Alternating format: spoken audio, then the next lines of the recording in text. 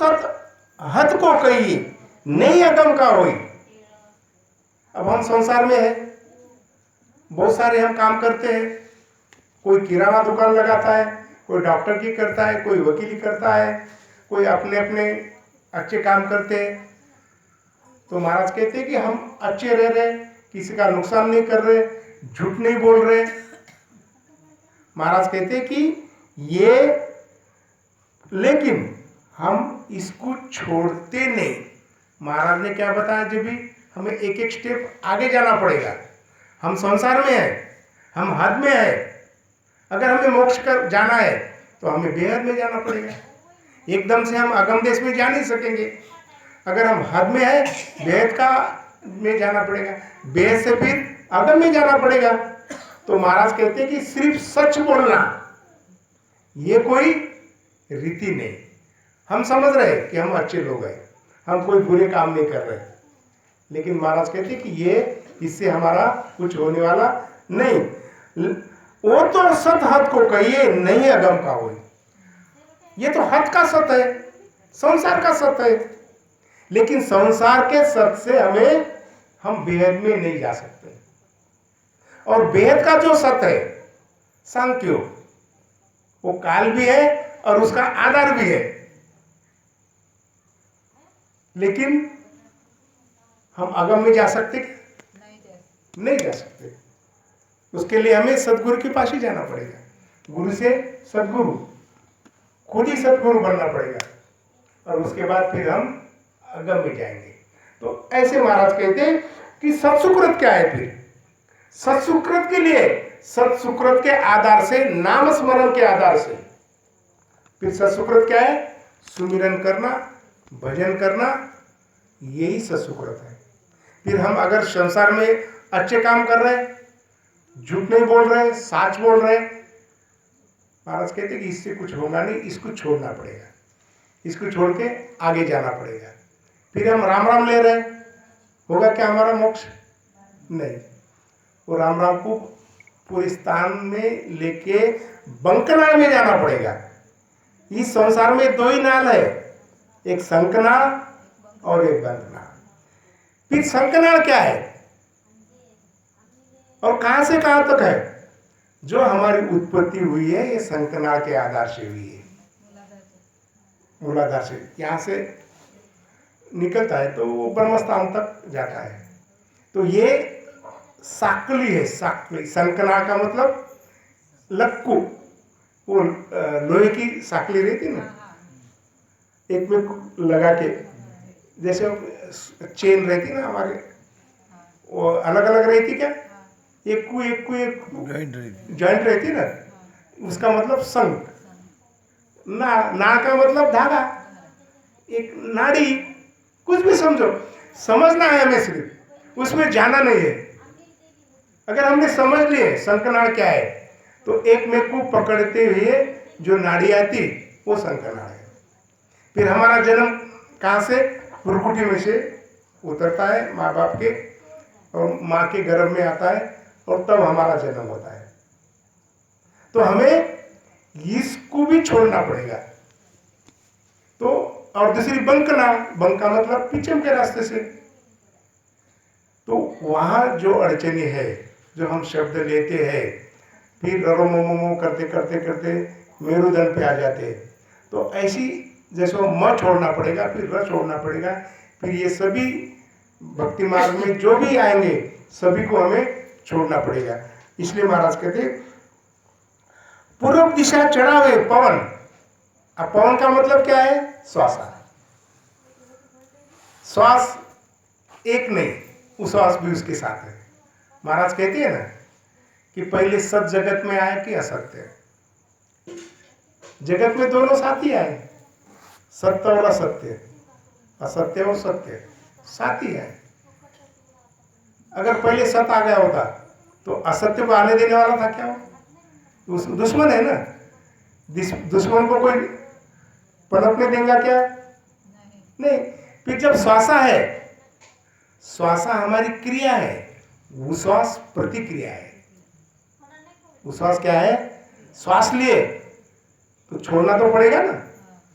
नहीं तो वो अंदर ही रह जाएंगी। श्वास अंदर रही, समाप्त। तो हमारा जन्म श्वासा में होता है और उश्वास में हमारी मृत्यु होती है। जहाँ उश्वास समाप्त हो गया, अटैक जो आता है ना, अटैक उश्वास में आता है, वो श्वास वहाँ रुक जाती है। लेने के लिए अड़चन नहीं, लेना तो क्रिया है, बाहर की हवा हम ले लेते हैं, लेकिन छोड़ना ही प्रतिक्रिया है, छोड़ना ही पड़ेगा। अगर नहीं छोड़े तो फिर अटैक आ जाएगा।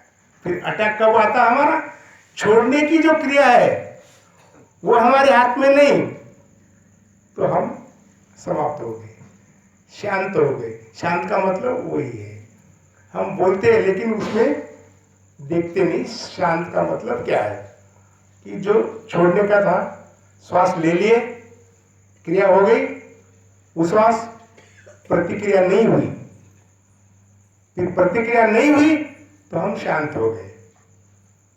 तो इसी प्रकार महाराज कहते, पूर्व दिशा चढ़ावे पवन सोवित सत सुन हुई। वही तो सत्य, वो तो सत्य, ब्रह्मपद तक हो ही जाते हैं, तो वो सत्य नहीं है क्या? पूर्व दिशा से जो भक्ति कर रहे हैं वो क्या सत्य की भक्ति नहीं है क्या? वो भी सत्य की भक्ति है, वही ब्रह्मपद में जाते हैं। बेहद का यो सात जगत में, तो महाराज कहते हैं कि बेहद का जो सत्य है, जब भी हमने हद का काल देखा, बेहद का काल देखा और अगम का काल देखा, अब यहाँ पे महाराज हमें सत्य बता रहे हैं। हद का सत्य क्या है, बेहद का सत्य क्या है? हद का सत्य क्या है? यानी सच बोलना, अच्छी तरह से रहना, ये हद का सच है। फिर बेहद का सच क्या है महाराज से? बेहद का यो सात जगत में नहीं अगम को हुई, अगम देश को सदगुरु सतरे अकबक प्रेम का। तो महाराज कहते हैं कि जो बेहद का जो सच है उससे हम अगम देश में जा नहीं सकते। तो महाराज पे अगम देश को सदगुरु सतरे। फिर अगम का सत्य क्या है? सदगुरु ही अगम का सत्य है। फिर हद का सत्य क्या है? अच्छे से रहना, सच बोलना, झूठ नहीं बोलना, ये हद का सच। और जो बेहद का सच है वो क्या है?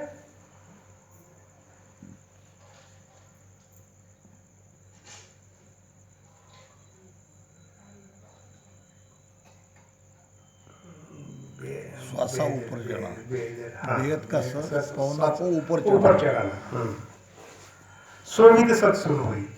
तो श्वासा को ऊपर चढ़ाना, ये बेहद का सच। पूर्व दिशा चढ़ावे पौना आबिद सत्सुण हुई, बेहद को वो सत्य जगत में नहीं अगम को भाई। और ये अगम का सत्य नहीं है। अगम देश को सदगुरु सतरे अकबक प्रेम का। अब महाराज ने यहाँ अगम का जो सत्य है वो बताया है। उलटर नाव चढ़ेगढ़ ऊपर यूं सुकृत ने आवे। देखो अब यहाँ बता दिया महाराज ने। तो फिर सत सुकृत क्या है? भजन करना, सुमिरन करना, यही सत सुकृत है। पुण्य नहीं हो, वो कर्म नहीं है, वो क्रिया है। कर्म दो ही है, पुण्य कर्म, पाप कर्म। लेकिन ये सत सुकृत ये क्रिया है। उल्टा नाव चढ़े गढ़ ऊपर यू सुकृत ने आवे के सुकराम अगम को जानो तो हुलासु मत पचे। महाराज कहते हैं कि अगर अगम देश में अगर जाना है तो ये जो पहले दो सत है, हद का सत और बेहद का सत, तो इसको छोड़ना पड़ेगा, तब हम आगे अगम देश में जा सकते हैं। जा प्रताप नावगढ़ जाके जा गुरु संग रच मचियो। महाराज कहते हैं कि अगर अगम देश में अगर जाना है तो वो नाव का जो प्रताप है, नाव की जो क्रिया है, जो विधि है, प्रताप का मतलब क्रिया विधि, उस विधि से सुमिरन करो, भजन करो, तब महाराज कहते कि हम वहाँ परमात्मा में अगम देश में हम पहुँच जाएंगे। सदगुरु सुखराम जी महाराज ने दिनो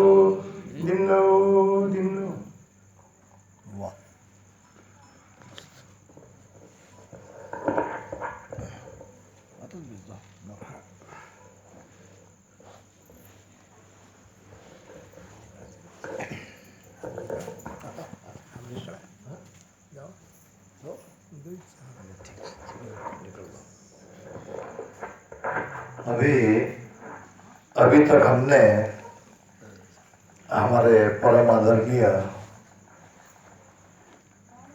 वकील साहब से बहुत ही बढ़िया एक केवल ज्ञान सुना। अब ऐसा लग रहा है कि पिछले 5-6 साल से जो कोशिश हो रही थी कि आगे कोई ना कोई आना चाहिए, तो आज लग रहा है तो आपने जो अभी हमको ज्ञान समझाया